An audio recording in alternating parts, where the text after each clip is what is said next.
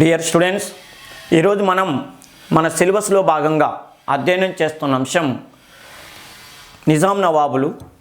ఈ నిజాం నవాబులు అనేటటువంటి పాఠం మన రెండు తెలుగు రాష్ట్రాల్లో వివిధ కాంపిటేటివ్ ఎగ్జామ్స్ ప్రిపేర్ అయ్యేటటువంటి విద్యార్థి మిత్రులకు చాలా అవసరం. ఎందుకంటే మన తెలుగు ప్రాంతాన్ని పరిపాలన చేసినటువంటి చిట్ట చివరి రాజవంశం ఏదయ్యా అంటే నిజాం నవాబులు. అంటే తెలుగు ప్రాంతాన్ని మొత్తాన్ని కూడా సంపూర్ణ ఆంధ్రదేశాన్ని ఒకటిగా చేసి పరిపాలన చేసిన చిట్ట చివరి రాజవంశంగా ఈ నిజాం నవాబుల పరిపాలన చెప్తారు. ఈ రాజవంశాన్ని అసబ్జాహీలు లేదా నిజాంలు అనే పేరుతో పిలుస్తారు. వీరు 1724 సంవత్సరం నుంచి ఓకేనమ్మా 1724 సంవత్సరం నుంచి 1948 సంవత్సరం వరకు మన తెలుగు ప్రాంతాన్ని పరిపాలన చేశారు. అయితే మన రెండు తెలుగు రాష్ట్రాల్లో వివిధ కాంపిటేటివ్ ఎగ్జామ్స్ ప్రిపేర్ అవుతున్నటువంటి విద్యార్థి మిత్రులకు నేను ప్రత్యేకంగా తెలియజేసే విషయం ఏంటంటే, ఈ నిజాం నవాబుల పాఠాన్ని తెలంగాణ విద్యార్థులైతేనేమో 1724 సంవత్సరం నుంచి 1948 సంవత్సరం వరకు మొత్తంగా చదువుకోవాలి. ఓకేనా? తెలంగాణలో వివిధ కాంపిటేటివ్ ఎగ్జామ్స్ ప్రిపేర్ అవుతున్న విద్యార్థి మిత్రులు 1724 అంటే ఈ రాజ్య స్థాపన జరిగినప్పటి నుంచి ఈ రాజ్య పరిపాలన అయిపోయినది 1948 సంవత్సరాలు అయిపోయింది. అప్పటి వరకు మొత్తం 224 సంవత్సరాల చరిత్ర మొత్తాన్ని తెలంగాణ విద్యార్థి మిత్రులు చదువుకోవాలి.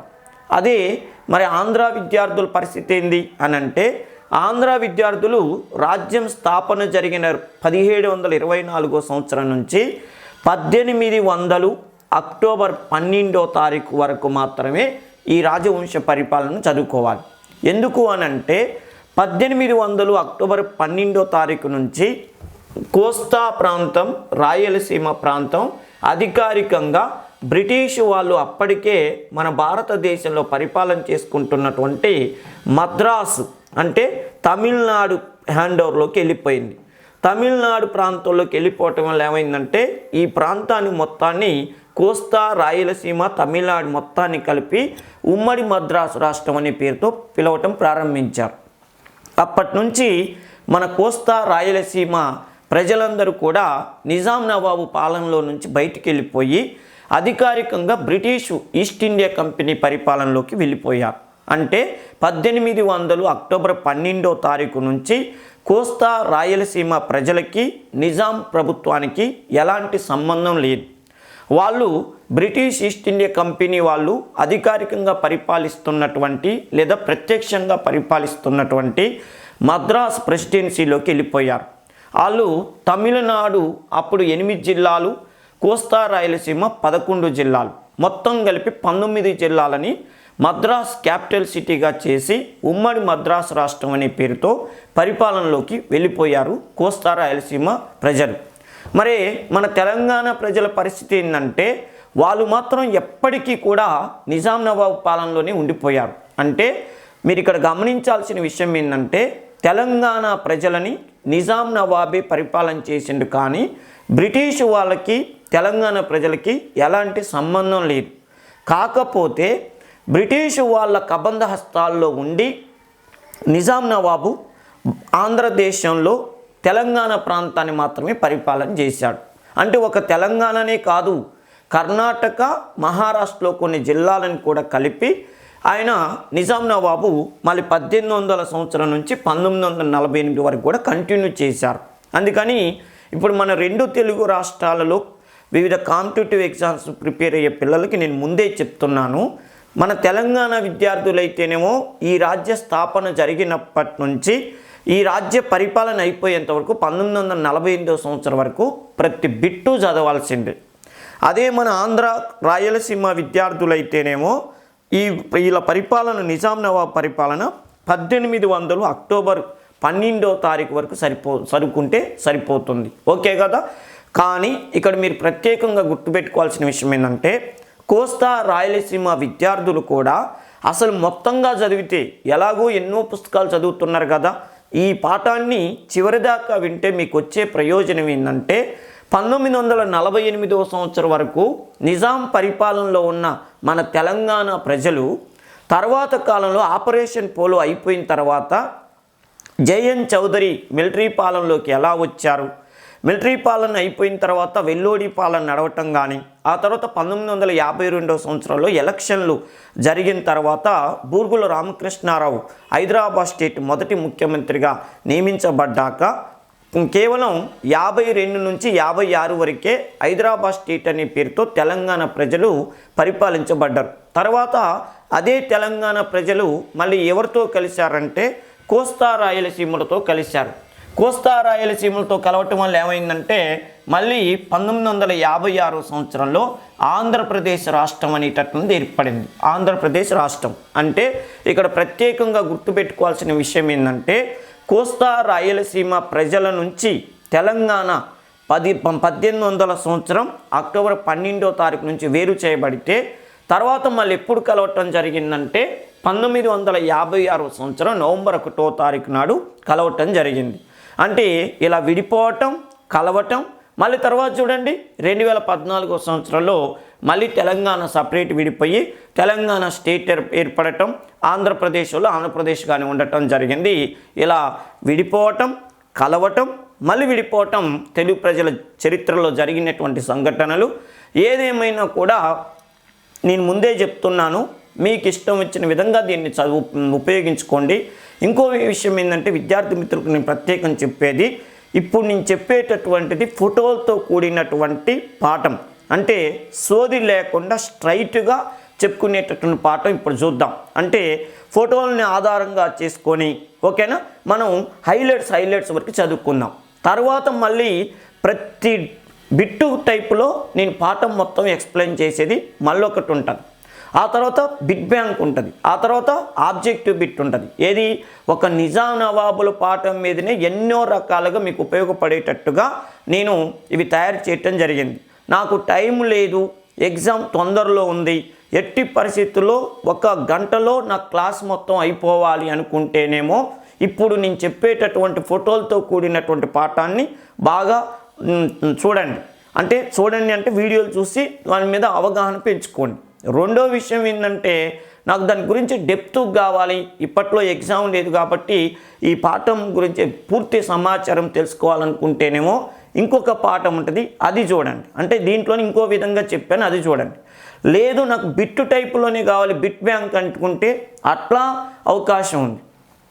లేదు నేను మొత్తం చదువుకున్నాను, నాకు పూర్తి అవగాహన వచ్చింది, ఇప్పుడు ఆబ్జెక్టివ్ బిట్లలో ఈ పాఠాన్ని నేను ఒకసారి ప్రాక్టీస్ చేద్దాం అనుకుంటున్నంటే అవి కూడా వీడియోలు ఉన్నాయి. మీరు ఎలా ఉపయోగించుకుంటే అలా ఉపయోగపడాలన్న ఉద్దేశంతో ఈ పాఠాలను తయారు చేయటం జరిగింది.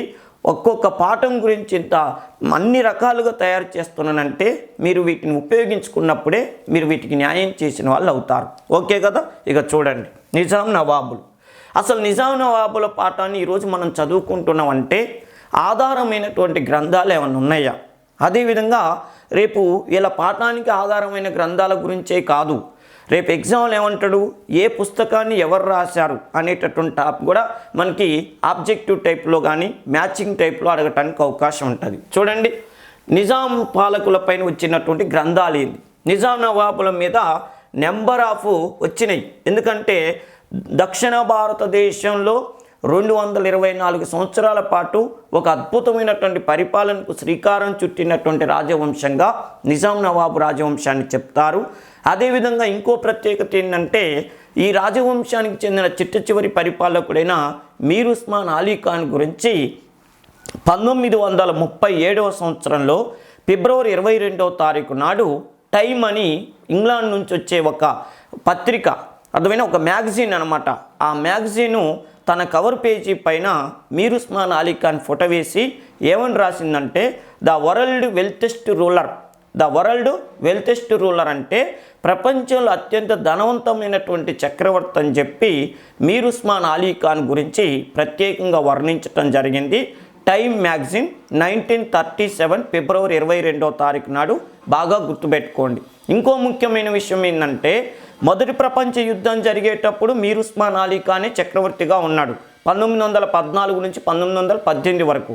రెండో ప్రపంచ యుద్ధం జరిగేటప్పుడు మీర్ ఉస్మాన్ అలీ ఖానే ఉన్నాడు 1939 నుంచి 45 వరకు. రెండో ప్రపంచ యుద్ధంలో కానీ ఫస్ట్ జరిగిన మొదటి ప్రపంచ యుద్ధంలో కానీ రవ్యస్తమించని బ్రిటిష్ సామ్రాజ్యం అని హడావుడి చేసిన బ్రిటిష్ వాళ్ళకి యుద్ధానికి డబ్బులు లేక సతమతం అవుతుంటే మన మీర్ ఉస్మాన్ అలీ ఖాన్ వాళ్ళకి ఆర్థిక సహకారం చేశాడు. అంటే చూడండి, ప్రపంచాన్ని గడగల్లాడించిన ఇంగ్లాండు ఆర్థిక పరిస్థితి అస్తవ్యస్తమయ్యి యుద్ధానికి డబ్బులు లేక ఇబ్బంది పడుతుంటే మన మీర్ ఉస్మాన్ అలీ ఖాన్ వాళ్ళకి ధన సహాయం చేసిందంటే ఈయన ఎంత కోటీశ్వరుడు అయి ఉండాలో ఒకసారి ఆలోచించండి. అందుకని ఈయన ఇంత గొప్ప స్థాయిలో ఉన్నాడు. ఇంత ధనవంతమైన రాజ్యం నిజాం సంస్థానం కాబట్టి భారతదేశంలోనే కాకుండా ప్రపంచవ్యాప్తంగా సంబంధించినటువంటి చరిత్రకారులు ఎంతోమంది వచ్చి మన హైదరాబాద్ సంస్థానం పైన అద్భుతమైనటువంటి పరిశోధనలు చేసి విలువైనటువంటి గ్రంథాలను రాశారు. ఈ విలువైన గ్రంథాల్లో రాజుల యొక్క వైభవం ఉన్నది, ఆనాటి ప్రజల ఆర్థిక సామాజిక పరిస్థితుల గురించి ఉన్నది. అదే ఇంకో ముఖ్యమైన విషయం ఏంటంటే నిజాం నవాబు దేశానికి స్వాతంత్రం వచ్చిన తర్వాత నేను ఎట్టి పరిస్థితుల్లో భారత యూనియన్లో కలవనని చెప్పి స్వతంత్ర రాజ్యంగా ఉండాలని చేసిన ప్రయత్నంలో భాగంగా రజాకార్లను పోషించటం కానీ, ఆ తర్వాత తెలంగాణ రైతాంగ పోరాటం జరగటం కానీ, కమ్యూనిస్టు పార్టీ కాంగ్రెస్ నాయకత్వంలో ప్రజల్లో చైతన్యం రావటం కానీ, చివరికి భారత ప్రభుత్వం ఉపేక్షించేది లేదని చెప్పి ఆయన పైన సైన్యాన్ని పంపించటం కానీ, ఆయన ఐక్యరాజ్య సమితిలో కంప్లైంట్ ఇవ్వటం కానీ, ఐక్యరాజ్య సమితి ఈ విషయం మీద తటస్థంగా ఉండటం కానీ, ప్రపంచవ్యాప్తంగా ఉన్నప్పుడు గొప్ప గొప్ప నాయకులు అంటే స్టాలిన్ కానీ, చర్చిల్ కానీ, అట్లీ కానీ వీళ్ళందరూ కూడా ఈ మౌనంగా ఉండటం, మొత్తానికి జవహర్లాల్ నెహ్రూ ఆశించినట్లుగా ఆపరేషన్ పోలోకి సర్దార్ వల్లభాయ్ పటేలు జయన్ చౌదరిని పంపటం, మొత్తానికి నిజాము హైదరాబాద్ సంస్థానాన్ని చేసేది లేక భారత యూనియన్లో కలపటం, ఈ అన్ని సంఘటనల మీద అద్భుతమైనటువంటి గ్రంథాలు వచ్చాయి. ఈరోజు మనం ఈ పాఠం గురించి చదువుకోగలుగుతున్నాం అంటే ఆనాడు వాళ్ళు రాసినటువంటి గ్రంథాలే ప్రధానమైనటువంటి ఆధారంగా మనం చెప్పుకోవాలి. వాటిలో కొన్ని ముఖ్యమైనవి రేపు ఎగ్జామ్ పాయింట్ ఆఫ్లో మీకు ఉపయోగపడేటటువంటి వాటి గురించి ఇప్పుడు చూద్దాం. చూడండి, హైదరాబాద్ తుఫాన్. ఇప్పుడు నేను చెప్పానుగా హైదరాబాద్ సంస్థానం మీద అనేక రకాలుగా వచ్చాయని పుస్తకాలు. హైదరాబాద్ తుఫాన్ అనే పుస్తకాన్ని రమేష్ థాపర్ అనేటటువంటి వ్యక్తి రాశాడు, Ramesh Thapar. Next, tragedy of Hyderabad, Laiq Ali. ఈ లాయి కాళీ ఎవరో కాదు, చిట్ట చివరి నిజామైనటువంటి మీర్ ఉస్మాన్ అలీ ఖాన్కి ప్రధానమంత్రిగా పనిచేశాడు. ఆపరేషన్ పోలో జరుగుతున్నప్పుడు హైదరాబాద్ రాజ్యానికి ప్రధాని లేదా దివాన్గా పనిచేసినటువంటి వ్యక్తి లాయి కాళీ. ఈయన హైదరాబాదులో ఆపరేషన్ పోలో జరుగుతున్నప్పుడు కానీ, రజాకార్లు సామాన్య ప్రజల గొడవ, అదే తెలంగాణ రైతాంగ పోరాటం, ఏ పరిస్థితుల్లో భారత ప్రభుత్వం హైదరాబాద్ సంస్థానాన్ని ఆక్రమించుకున్నది, వీటన్నిటిని గురించి లాయి కాళీ ట్రాజెడీ ఆఫ్ హైదరాబాద్ అనే పేరుతో ఓ పుస్తకాన్ని రాశాడు. లాయి కాళీ చాలా తెలివైన వాడు. మీర్ ఉస్మాన్ అలీ ఖాను పైన భారత ప్రభుత్వం ఆపరేషన్ పోలో అనేటటువంటి కార్యక్రమంతో వేల మంది సైన్యాన్ని హైదరాబాద్ సంస్థానంపై పంపుతుంటే ఈయన ఏమనుకున్నంటే ఇక ఖచ్చితంగా హైదరాబాద్ సంస్థానాన్ని భారత ప్రభుత్వం తన చేతుల్లో పెట్టుకుంటుంది, మన ఆటలు సాగమని చెప్పి ఆపరేషన్ పోలో జరుగుతున్నప్పుడే ఎమ్మటే కొన్ని కోట్ల రూపాయలని పాకిస్తాన్ బ్యాంకుల్లోకి అకౌంట్లోకి పంపించుకొని ఈయన ఇండియా నుంచి పాకిస్తాన్కి వెళ్ళిపోవటం జరిగింది. చాలా కోటీశ్వరుడిగా భారతదేశం నుంచి పాకిస్తాన్కి వెళ్ళబడిన వాళ్ళల్లో లాయి కాళీ ఒకడు. నెక్స్ట్, ద ఎండ్ ఆఫ్ ఎన్ ఎరా. ఓకేనా, ద ఎండ్ ఆఫ్ ఎన్ ఎరా అనేటటువంటిది ఇది కేఎం మున్షీ గారు రాశారు. కేఎం మున్షీ గారు మహారాష్ట్ర అంటే బాంబే ప్రాంతానికి చెందిన వ్యక్తి. ఈయన భారత ప్రభుత్వం ఆపరేషన్ పోలో కంటే ముందు నిజాం ప్రభుత్వం స్టాండ్ స్టిల్ అగ్రిమెంట్ అని చెప్పి ఒక ఒప్పందం చేసుకుంది. స్టాండ్ స్టిల్ అగ్రిమెంట్ అనే ఒప్పందం చేసుకున్నప్పుడు ఆ ఒప్పందానికి నిజాం కట్టుబడి ఉంటాడా లేదా, లేకపోతే ఏమైనా ఎక్స్ట్రాలు చేస్తాడా అని చెప్పి అబ్జర్వ్ చేయటం కోసం భారత ఏజెంట్ జనరల్గా అంటే ప్రధానమంత్రి జవహర్లాల్ నెహ్రూకి ఒక ఏజెంట్ జనరల్గా బాంబే నుంచి వచ్చినటువంటి వ్యక్తి ఈ కేఎం మున్షీ. ఇవన్నీ భారత ఏజెంట్ జనరల్గా పిలుస్తారు. ఈయన స్టాండ్ స్టిల్ అగ్రిమెంట్ని కరెక్ట్గా అమలు జరగటానికి కోసం వచ్చాడు.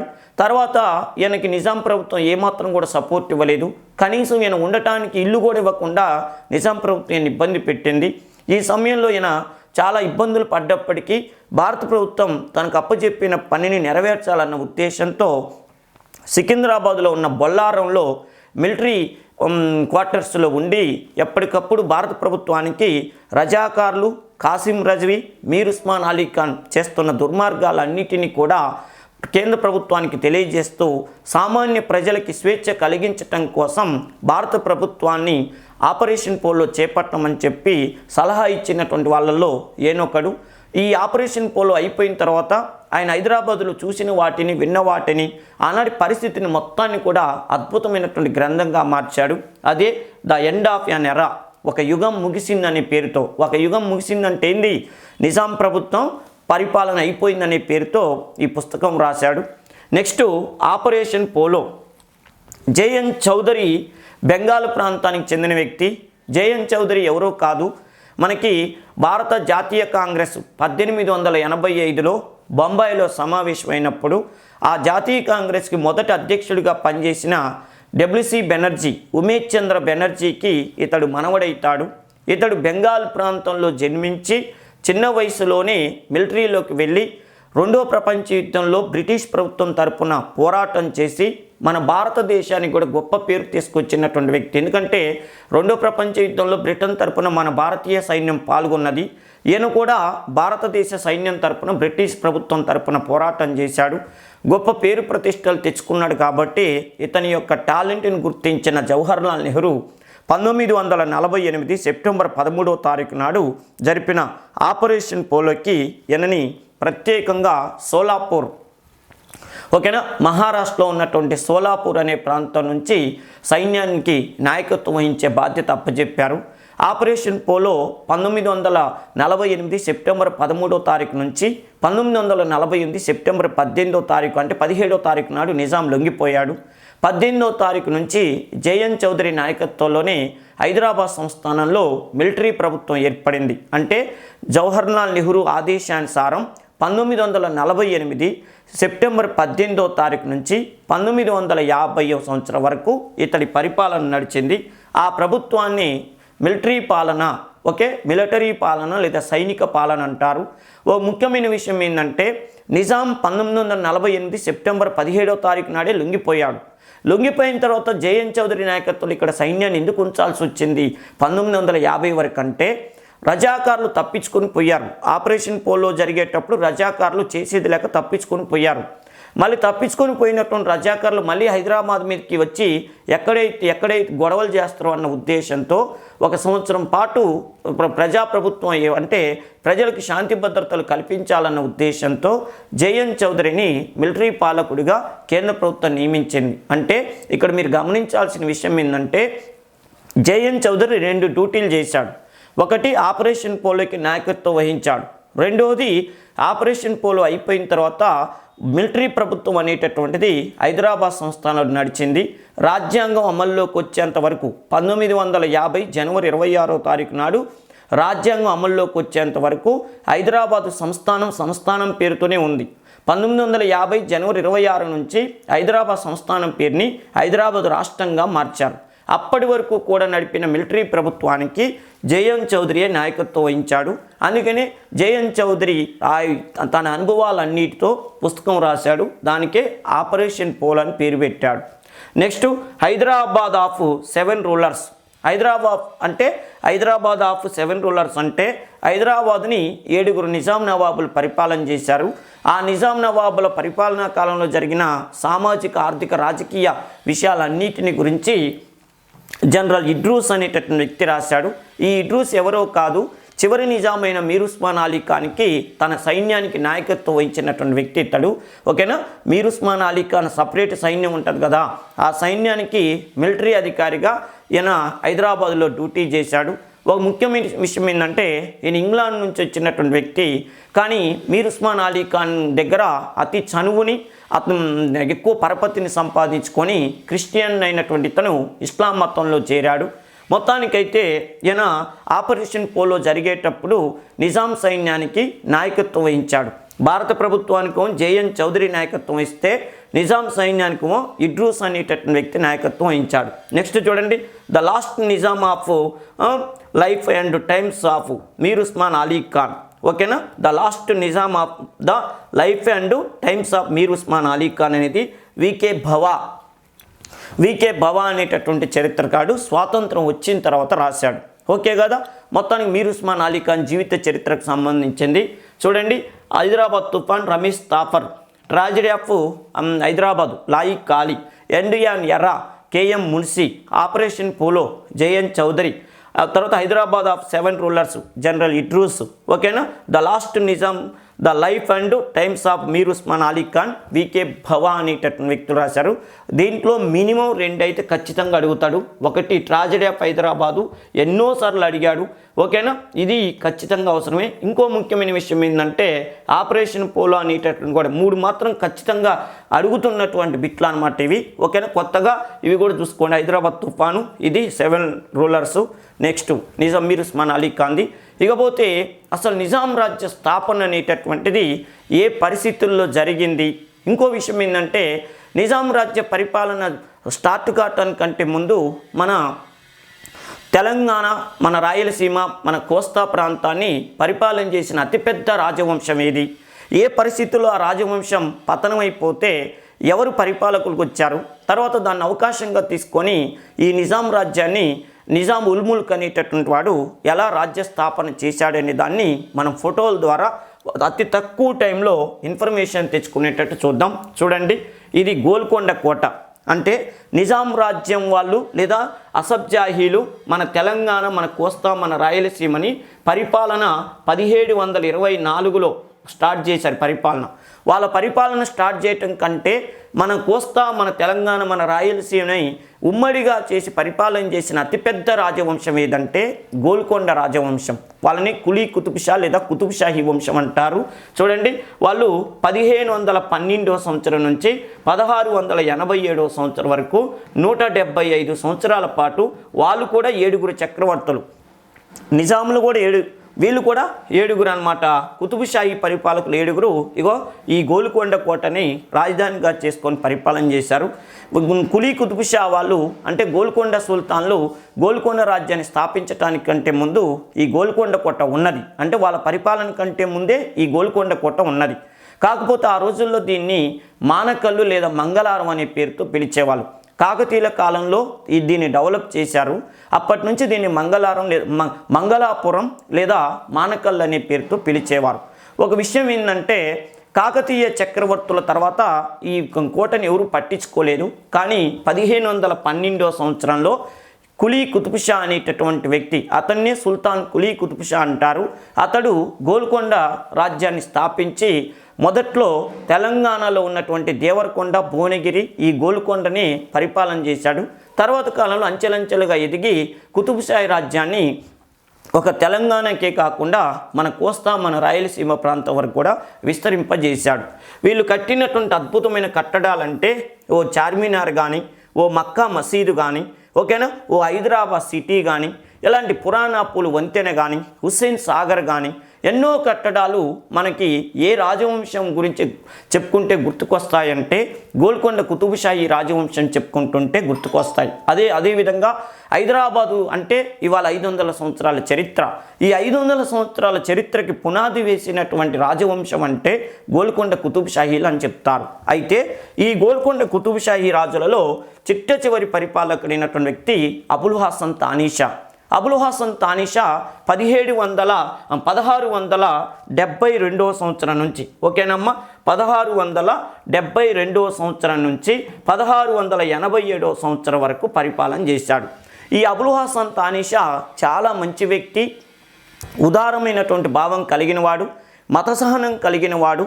దీనికి నిదర్శనం ఏంటంటే తన ఆస్థానంలో అక్కన్న, ఓకేనా, మన హనుమకొండ పట్టణానికి చెందినటువంటి అక్కన్న, మాదన్న అనేటటువంటి 2 వ్యక్తులకి తన రాజ్యంలో కీలకమైనటువంటి బాధ్యతలు అప్పచెప్పాడు. మాదన్నకి సూర్యప్రకాశరావు అనే బిరుదిచ్చి ఈయనకి మీర్ జుమ్లా పోస్ట్ ఇచ్చాడు. అక్కన్నకేమో సర్లస్కర్ సైన్యాధికారి పోస్ట్ ఇచ్చాడు. ఇచ్చి అన్ని వ్యవహారాలను వీళ్ళని చూసుకోమని చెప్పిండు. అదేవిధంగా ఇంకో విషయం ఏంటంటే ప్రతి నిర్ణయాన్ని రాజకీయ విషయాలైనా కానీ ఆర్థిక విషయాలైనా కానీ నా దాకా రానివ్వమాకండి, నేను చక్రవర్తి అయ్యానంటే దానికి కారణం మీరే అని చెప్పి ఈ ఇద్దరు అన్నదమ్ములకి ఎనలేనటువంటి ప్రాధాన్యత ఇచ్చాడు అబుల్ హాసన్ తానీషా. ఈ సమయంలో అబుల్ హాసన్ తానీషా అల్లుడైనటువంటి అంటే అక్క కొడుకు అయినటువంటి కంచర్ల గోపన్న, ఆయనే భక్తరామదాసు భక్తరామదాసుని పాల్వంచ తహసీల్దార్ నుంచి భద్రాచలం తరఫుదారుగా నియమించబడితే అతడు అక్కడ చెంచులు అనేటటువంటి జాతి వాళ్ళు శ్రీరాముని బాగా అభిమానిస్తారు, శ్రీరాముని పూజిస్తారు. కాకపోతే శ్రీరాముని విగ్రహం ఎండకి ఎండుతుంది, వానకు తడుస్తుందని చెప్పి ఒక అద్భుతమైన ఆలయాన్ని నిర్మిస్తే బాగుంటుందని చెప్పి 1672 సంవత్సరంలో ఆ కంచర్ల గోపన్న అద్భుతమైనటువంటి ఆలయాన్ని నిర్మించాడు. అదే ఇప్పుడు మనం చెప్పుకుంటున్నటువంటి భద్రాచలం రామాలయం, శ్రీ రామాలయం. ఈ భద్రాచలం రామాలయం కట్టించడానికి ఆ 2 లక్షల హుండుల వరకు ఖర్చు అయితే ఆ డబ్బులన్నీ కూడా ప్రభుత్వానికి చెల్లించాల్సినవి గుడి కట్టించాడన్న ఉద్దేశంతో రామదాసు అంటే కంచర్ల గోపన్నని నిజాం అన్నది ఆయన అబుల్ హాసన్ తానీషా జైల్లో పెట్టించాడు. జైల్లో పెట్టిస్తే మన భక్తరామదాసు అద్భుతమైనటువంటి పాటలు పాడని మనం చిన్నప్పుడు చదివాం పుస్తకాలలో. సీతమ్మకు చేయించే చింతాకు పథకము రామచంద్ర, ఆ పథకానికి పట్టేది 10,000 వరహాలు రామచంద్ర అని చెప్పి పాట పాడుతుంటేనే అప్పుడు రామలక్ష్మణులు వచ్చి అబుల్ హాసన్ తానీషాకి బంగారు నాణ్యాలని ఇచ్చి వెళ్ళారని చెప్తారు. అంటే ప్రపంచంలో ఏ దేశంలో కూడా ఏ మారుమూల ప్రాంతాల్లో కూడా జరగని ఒక గొప్ప చరిత్ర ఏంటంటే ఒక ముస్లిం వ్యక్తికి హిందూ దేవుళ్ళు సాక్షాత్కరించటం అంటే దర్శనం ఇవ్వటం అనేది ఒక అబుల్ హాసన్ తానీషాకి దక్కింది. అది మన తెలుగు ప్రాంతంలో జరగటం అనేది గొప్ప విషయంగా చెప్పబడింది. ఆ తర్వాత భక్తరామదాసుని ఆయన విడుదల చేయటం, అదేవిధంగా భద్రాచలానికి ముత్యాల తలంబ్రాలు పట్టు వస్త్రాలు అనేటటువంటి తీసుకెళ్లటం అనేటటువంటి సాంప్రదాయాన్ని అబుల్ హాసన్ తానీషా ప్రవేశపెట్టాడు. ఇది నచ్చని వ్యక్తి ఔరంగజేబ్. 1658 సంవత్సరం నుంచి 1707 సంవత్సరం వరకు మొఘల్ సామ్రాజ్యాన్ని పరిపాలన చేశాడు. ఔరంగజేబ్ పక్కా సున్నీ మత సాంప్రదాయం ప్రకారంగా ఈ దేశాన్ని నడిపించాలని కలలుగా అన్నాడు. షియా మతానికి చెందినటువంటి గోల్కొండ రాజ్యాన్ని ఆక్రమించాలని ప్రయత్నం చేశాడు. ముఖ్యంగా అబుల్ హాసన్ తానీషా కాలంలో అక్కన్న మాదన్నకు ఇస్తున్న ప్రాధాన్యత, భక్తరామదాసు రామాలయాన్ని కట్టించటం, క్షేత్రయ్య, పోతులూరి వీరబ్రహ్మేంద్ర స్వామి, తర్వాత వేమన వాళ్ళు ఆంధ్రదేశంలో భక్తి ఉద్యమాన్ని ప్రచారం చేసిన సంఘటనలు కూడా ఈయనకి వ్యతిరేకతను కలిగించాయి. అంటే ఎట్లయినా చేసి ఆంధ్ర, తెలంగాణ, రాయలసీమ ప్రాంతాలను ఆక్రమించాలి, అంటే గోల్కొండ నవాబుల పరిపాలన తీసేయాలని చెప్పి ఈయన దండయాత్రకు వచ్చాడు. ఈయన దండయాత్రకు రావాలనుకుంటున్న సందర్భంలోనే అక్కన్న మాదన్న ఏం చేశారంటే అబుల్ హాసన్ తానీషా రాజ్యాన్ని కాపాడాలన్న ఉద్దేశంతో 1676 సంవత్సరంలో ఛత్రపతి శివాజీకి ఔరంగజేబ్ అంటే అస్సలు పడదు. ఔరంగజేబ్ పక్కా సున్నీ మతం అని ఇందాకే చెప్పాను. ఛత్రపతి శివాజీ పక్కా హిందూ మతం అని చెప్పి వాళ్ళ రాజ్యానికి స్వరాజ్యం అని పేరు పెట్టాడు. ఈ స్వరాజ్యం అని చెప్పి ఔరంగజేబ్ని రారా చూసుకుందాం అనుకుంటాడు. ఈ సమయంలో అక్కన్న మాదన్న ఏం చేశారు, గోల్కొండ రాజ్యం వాళ్ళు మనకి ప్రధాన శత్రువు ఔరంగజేబు, అవునా, మనందరికీ ప్రధాన శత్రువు ఔరంగజేబు ఛత్రపతి శివాజీకి శత్రువే, మన గోల్కొండ రాజ్యానికి శత్రువే అని చెప్పి అక్కన్న మాదన్న అబుల్ హాసన్ తానీషా తమ చక్రవర్తి అయిన అబుల్ హాసన్ తానీషాని, అదేవిధంగా బీజాపూర్ చక్రవర్తి సికిందర్ జాని వీళ్ళందరినీ కలిపి అంటే 1, 2, 3 ఈ 3 రాజ్యాలతో కలిపి 1676 సంవత్సరంలో త్రైపాక్షిక ఒప్పందం, ఈ త్రైపాక్షిక ఒప్పందం ఒక ఒప్పందాన్ని చేపించి ఔరంగజేబుని మనం ముగ్గురం ఉమ్మడిగా ఎదుర్కొందాం, మనకి ఏ కష్టం వచ్చినా ముగ్గురం ఒకే దారిలో ఉండి ఔరంగజేబుకి సినిమా చూపిద్దామని చెప్పి ఒక కూటమిని తయారు చేశారు అక్కన్న మాదన్న. అంటే ఈ త్రైపాక్షిక కూటమి 1676లో జరగటానికి కీలక పాత్ర పోషించింది అక్కన్న మాదన్న.